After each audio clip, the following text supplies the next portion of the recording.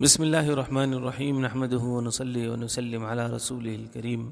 فائدہ: حضرت ابن عباس رضی اللہ عنہما فرماتے ہیں کہ قارون حضرت موسیٰ علیہ السلام کی برادری سے تھا، ان کا چچا زاد بھائی تھا، دنیاوی علوم میں بہت ترقی کی تھی اور حضرت موسیٰ علی نبینا علیہ الصلاۃ والسلام پر حسد کرتا تھا۔ حضرت موسیٰ علیہ الصلاۃ والسلام نے اس سے فرمایا کہ اللہ جل شانہ نے مجھے تم سے زکوٰۃ وصول کرنے کا حکم دیا ہے۔ اس نے زکوٰۃ دینے سے انکار کر دیا اور لوگوں سے کہنے لگا کہ موسیٰ اس نام سے تمہارے مالوں کو کھانا چاہتا ہے۔ اس نے نماز کا حکم کیا، تم نے برداشت کیا۔ اس نے اور احکام جاری کیے جن کو تم برداشت کرتے رہے۔ اب وہ تمہیں زکوٰۃ کا حکم دیتا ہے، اس کو بھی برداشت کرو۔ لوگوں نے کہا یہ ہم سے برداشت نہیں ہوتا، تم ہی کوئی ترکیب بتاؤ۔ اس نے کہا میں نے یہ سوچا ہے کہ کسی فاحشہ عورت کو اس پر راضی کیا جائے جو حضرت موسیٰ علیہ السلام پر اس کی تہمت لگائے کہ وہ مجھ سے زنا کرنا چاہتے ہیں۔ لوگوں نے ایک فاحشہ عورت کو بہت کچھ انعام کا وعدہ کر کے اس پر راضی کر لیا کہ وہ حضرت موسیٰ پر یہ الزام لگائے۔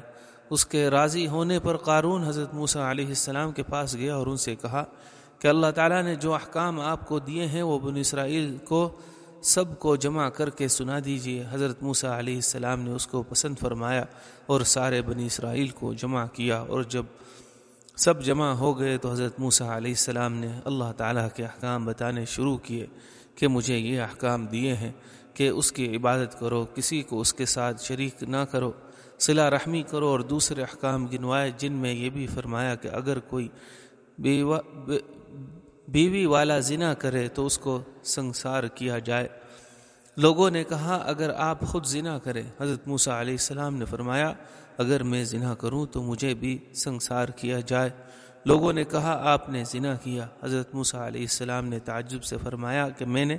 لوگوں نے کہا جی ہاں آپ نے۔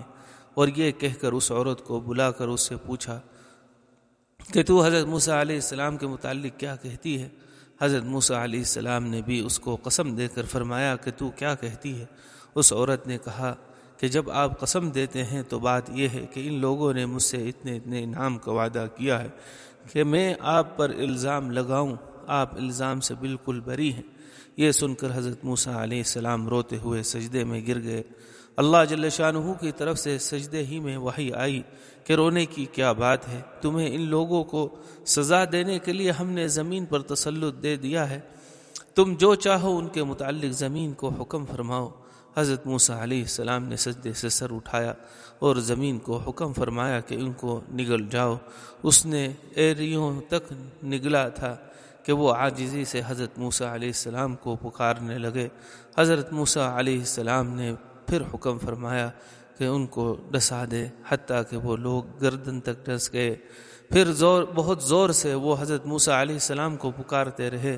حضرت موسیٰ علیہ السلام نے پھر زمین کو یہی فرمایا کہ ان کو لے لے، وہ سب کو نگل گئی۔ اس پر اللہ جل شانہ کی طرف سے حضرت موسیٰ علیہ السلام پر وحی آئی کہ تمہیں پکارتے رہے اور تم سے عاجزی کرتے رہے، میری عزت کی قسم اگر وہ مجھے پکارتے اور مجھ سے دعا کرتے تو میں ان کی دعا قبول کر لیتا۔ ایک اور حدیث میں حضرت ابن عباس رضی اللہ عنہما سے نقل کیا گیا کہ آیت شریفہ میں دنیا سے اپنا حصہ نہ بھول کا مطلب یہ ہے کہ اس میں آخرت کے لیے عمل کر۔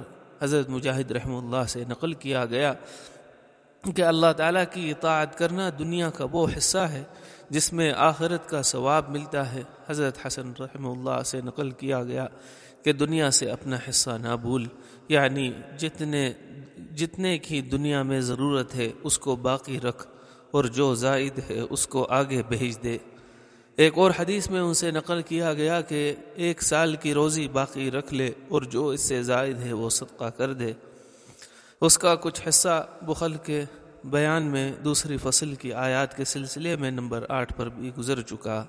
سبحانک اللہم و بحمدک، اشہد ان لا الہ الا انت، استغفرک و اتوب الیک۔